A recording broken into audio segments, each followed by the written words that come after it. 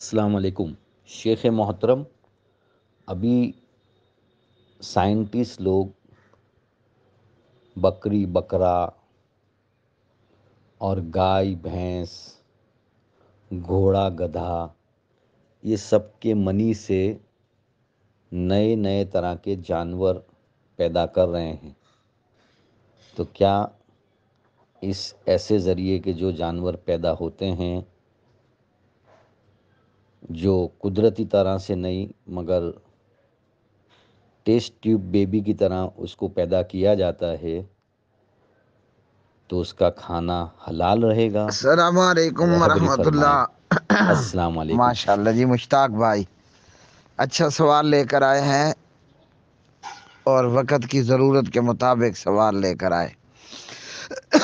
سوال یہ ہے، سائنسدان لوگ سائنٹسٹ لوگ مختلف قسم کے تجربات کرتے ہیں اور بیبی ٹیوب کے ذریعے جانوروں میں چوپایوں کے اندر افزائش نسل کا معاملہ کرتے ہیں. یعنی ایک نر جانور کا مادہ منویہ لے کر مادہ منی لے کر مادہ جانور کے اندر رکھا جاتا ہے. تو کیا اس قسم کے تجربات کے تحت جو جانور پیدا ہوا ہے آیا وہ حلال ہوگا یا حرام ہوگا؟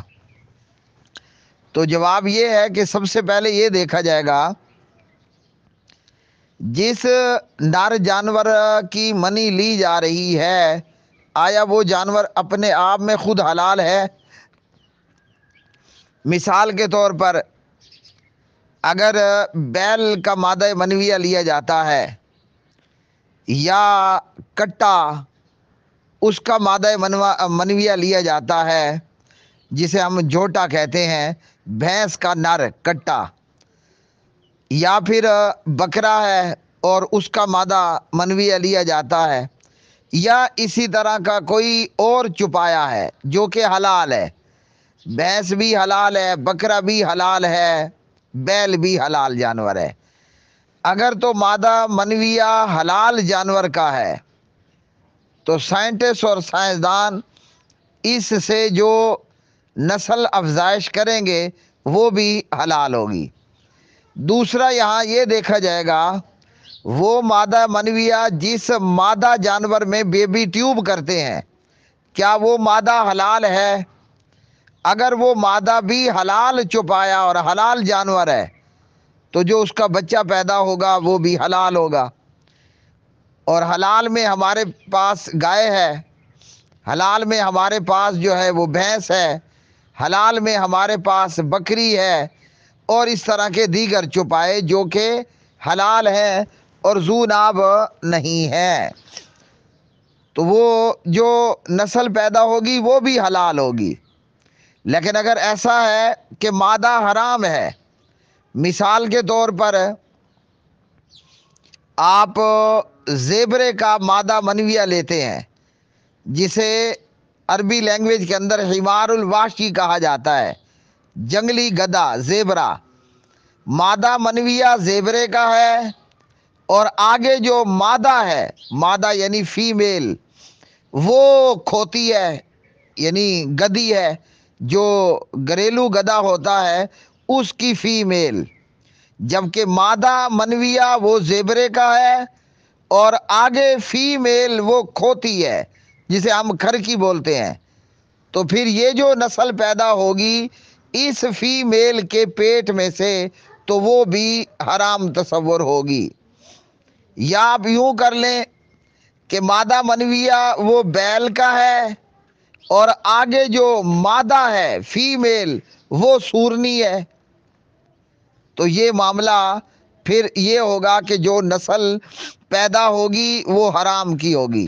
مطلب پیدا ہونے والے کا باپ اگر حلالی ہے اور ماں بھی حلالی ہے، حلال کی ہے یا یوں کہہ لیں، تو بچہ بھی حلال کا ہوگا. اور اگر اس کا باپ حرام ہے یعنی حرامی ہے اور آگے ماں بھی حرام جانور ہے تو بچہ بھی حرام اور حرامی ہوگا. تو جو حلال ہوگا اس کا کھانا حلال ہے، اور جو حرام ہوا اس کا کھانا حرام ہوگا۔ حلال کے لیے شرط یہ ہے کہ باپ بھی حلال ہو، اور جس کے پیٹ میں سے پیدا ہوا وہ بھی حلال ہو۔ اماں ابا دونوں حلال ہوئے تو یہ جانور بھی حلال ہوگا، اور اگر باپ حرام ہوا جس کی منی ہے تو بچہ بھی حرام ہوگا، اور جس کے پیٹ سے پیدا ہوا اگر وہ حرام ہے فیمیل تو پیٹ سے پیدا ہونے والا بچہ بھی حرام ہوگا۔ مثال مزید، بیل کا مادہ منویہ لیا گیا اور وہ بھینس میں ڈال دیا گیا۔ اب یہ ایک تیسری مخلوق پیدا ہو جائے گی۔ مادہ منویہ بیل کا ہے اور مادہ فیمیل وہ بھینس ہے، تو جو بچہ پیدا ہوگا وہ حلال ہوگا۔ اور اسی طرح مادہ منویہ ہے بکرے کا، اور مادہ جو ہے وہ بھیڑ ہے، یا مادہ منویہ بھیڑ کا ہے اور یعنی نر بھیڑ کا، اور آگے جو مادہ ہے فیمیل وہ بکری ہے، تو اس صورت میں بھی پیدا ہونے والا جانور حلال ہوگا۔